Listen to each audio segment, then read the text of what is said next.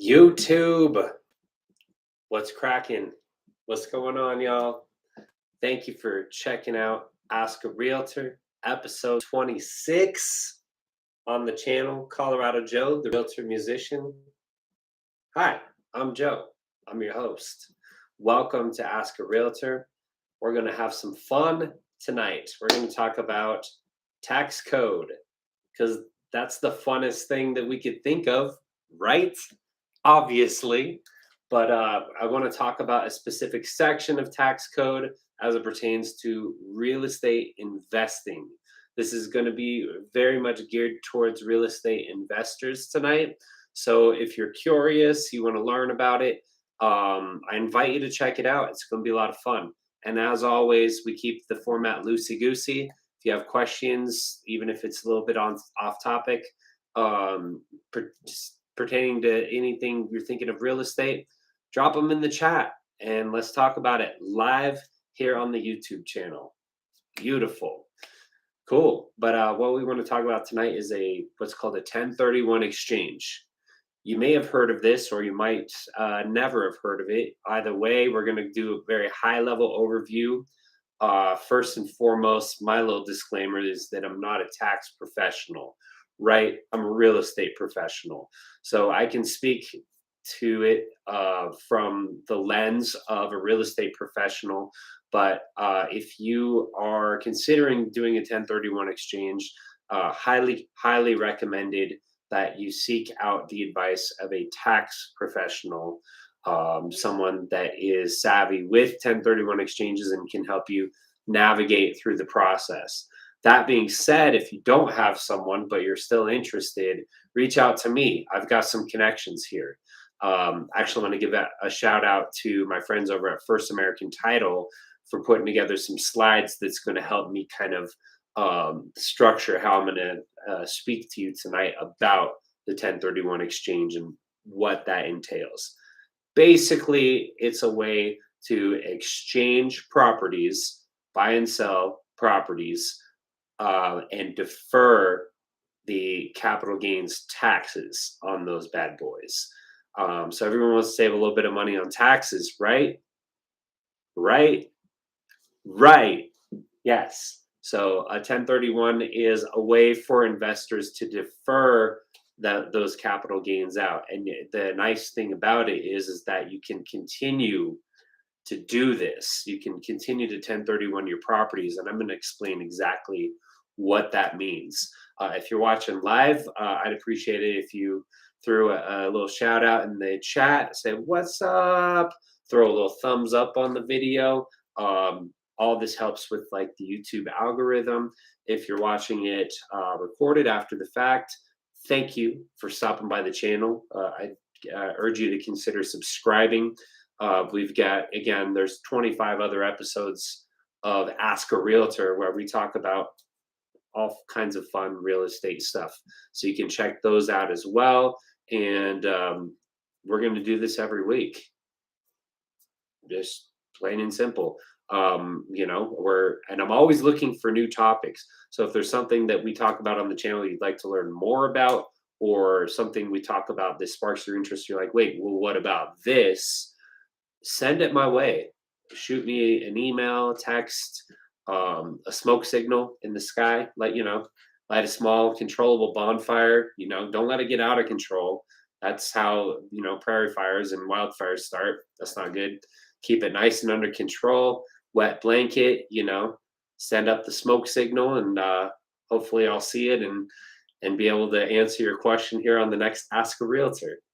That's enough of that. Enough housekeeping. Let's have fun. All right. 1031 exchange. What is a 1031 exchange? It is a method to defer paying capital gains tax on a real estate transaction. It is involving disposing of and acquiring like-kind properties. And we're going to go into more detail about what that means, but that's key. It is an exchange. So disposing of, relinquishing, and acquiring. Like you're not just, you don't have like a rental portfolio and you're unloading a bunch of them and you're like, I don't want to pay taxes on the money I made on this. It doesn't work that way. there has to be an exchange. So you also have to acquire property, and it has to be like kind, which again we'll touch more on. The properties themselves must be held for investment purposes or business use. So what that essentially means is that it's easier to talk about what you can't do a 1031 exchange on. You can't do a 1031 exchange on your primary residence. However, let's say you use a room in your primary residence for a business use. A home office would be a common example.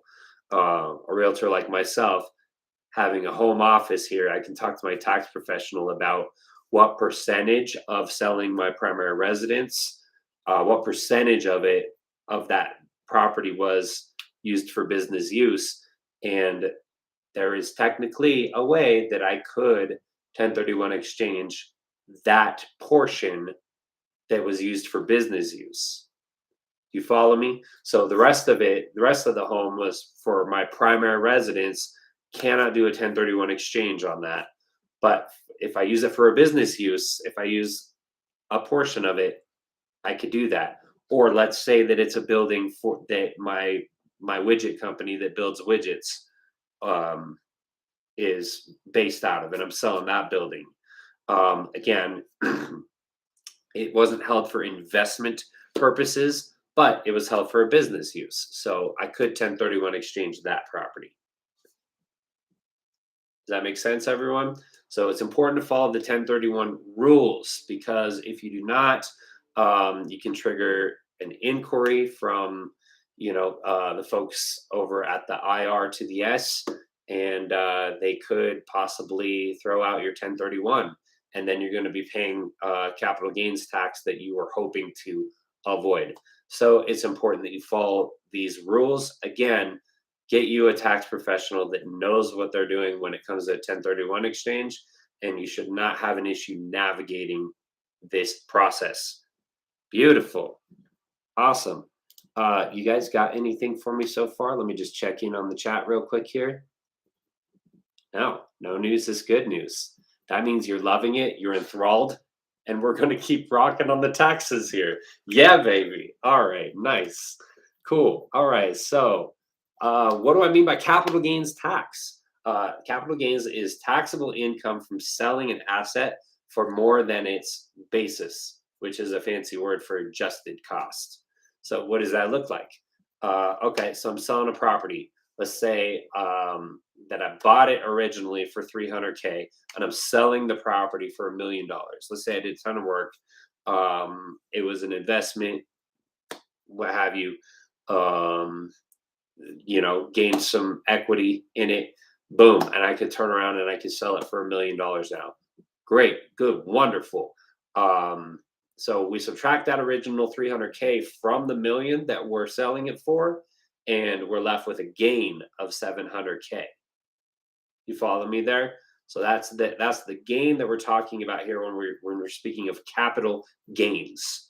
So the gain, when you sell that property, you can be taxed on that.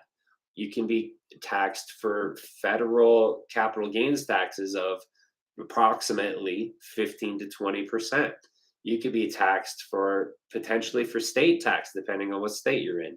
Medicare tax of 3.8%. So, rough ballpark here for a gain of 700K, you might be paying tax on that in the ballpark of 130 to 190K. Now, there's other things that are taken into account, such as depreciation.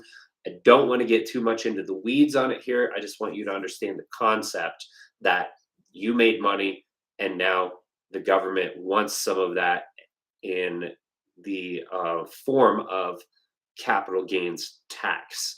So the Internal Revenue Code Section 1031 has been established for investors that have investment portfolios that they may want to exchange properties for, but they don't want to be penalized for these real estate transactions. So the government came up with this way for these folks to defer those capital gains taxes, not have to pay them now, push them down the road is what they mean by defer. So they're not paying them on this, tax return, so that these folks can have a little bit more capital.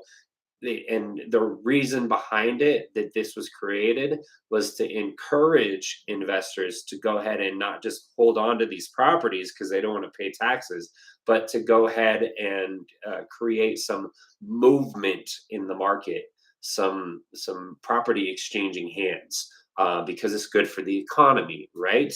Um, right. So that is kind of why this exists. That's the why behind it.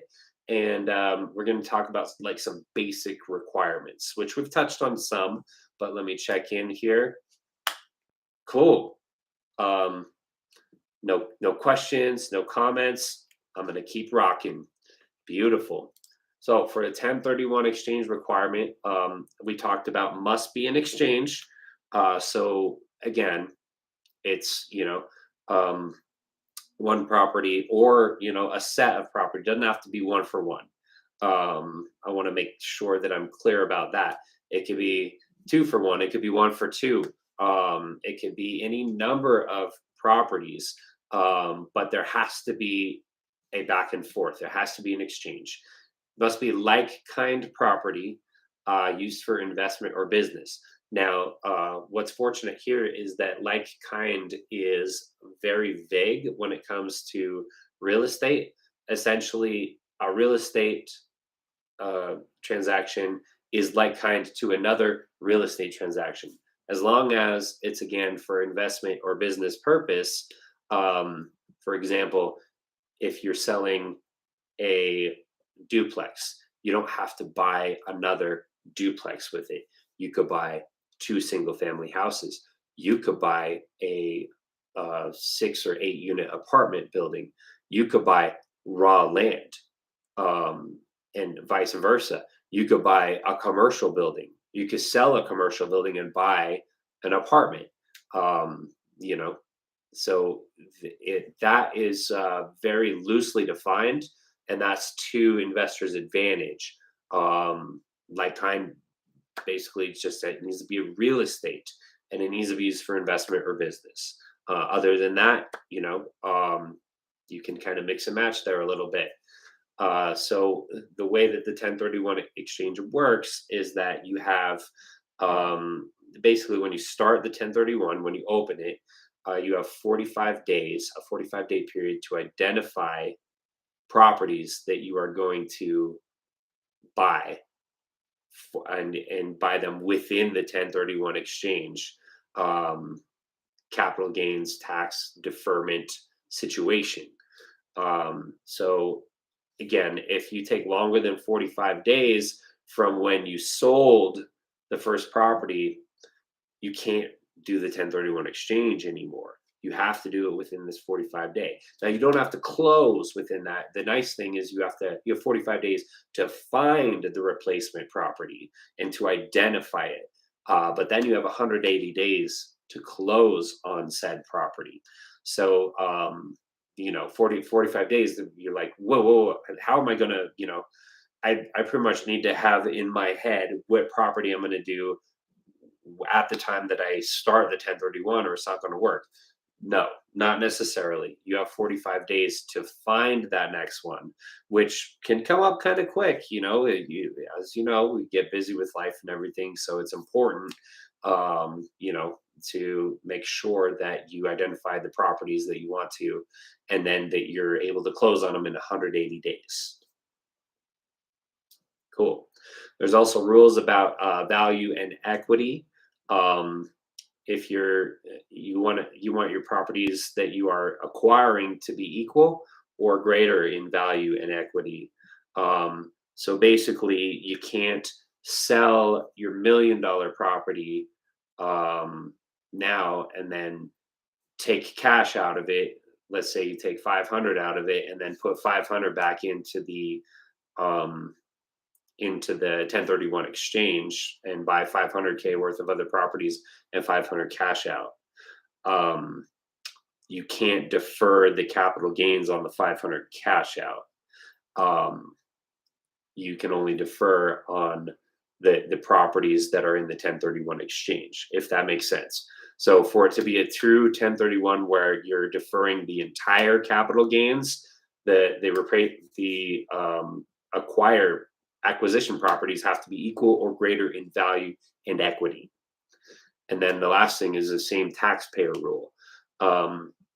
So if you're buying it as an individual, or if you're selling a property that you own as an individual, then you need to buy the replacement property not as a corporation, but also as the individual. There's some exceptions to it. For example, a single member LLC is largely disregarded. So you could own the property, you could sell the property as a single member LLC, and then you could buy the property as the individual. That would be an example of an exception there. But basically, you can't sell a corporate property and then buy one as an individual or that single member LLC over here if it was corporate owned over here and expect to do a 1031 when you have two different, because that's two different taxpayers. It must be the same taxpayer. Clear as mud? Awesome. Let me check in and see if we got comments or questions. And we have none. Okay, that's fine. We're going to keep rocking here. Let's see here. So basically, create an exchange. What you want to do, what you really need to do to create an exchange is sign exchange documents on or before closing. And then have a qualified intermediary hold funds. So who would be a qualified intermediary? That'd be your title company. So you'd want to get them a contract, and you'd want to get them your title commitment is essentially what they'll need to go ahead and open that 1031 exchange for you. Right? So, and we talked a little bit about like kind.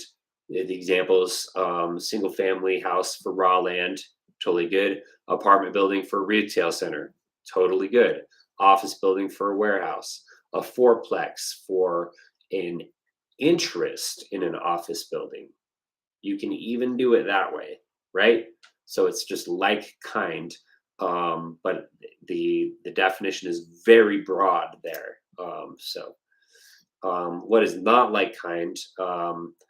You can't do again, personal residence, vacation home.